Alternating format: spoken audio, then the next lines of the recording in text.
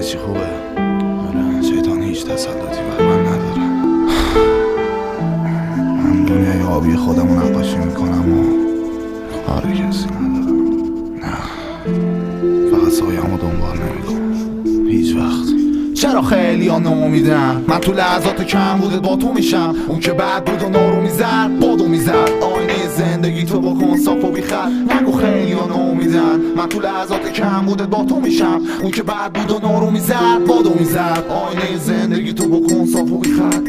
نمیمونیم زیر دیوار، نور هنوز تو آسمون. خدا به هممون میده میاد این که یکی زیاد یکی کم. خودت میخوای بشی دست سفیدی یا سفیدم ببینم و با خودت چی کار کردی تا چند وقتی که نور خورشید میره میاد سردی بی خود بیراه رفتی. تو آدمی از اینجا شروع کن زندگی بی حالت نی. زمین مدرسه است با معرفت بی در زنی تو توش با قلب سرزم و سنگا میشن در قلب تنگ. امروزو ببین از آینده بعد بترس مامان. برام کارهای زیادی کرد مرسی. با تو وجود سیاهی هم ترکید. نگاتیو عکس‌ها زیاد میشن قیچی دیگه با خودم برام بیماری هم عیدی. چرا خیلی ها نامیزن؟ من تو لحظات کم بوده با تو میشم. اون که بعد بود و نارو میزد بادو میزد. آینه زندگی تو بکن صاف و بیخط. نگو خیلی ها نامیزن. من تو لحظات کم بوده با تو میشم. اون که بعد بود و نارو میزد بادو میزد. آینه زندگی تو بکن صاف و بیخط.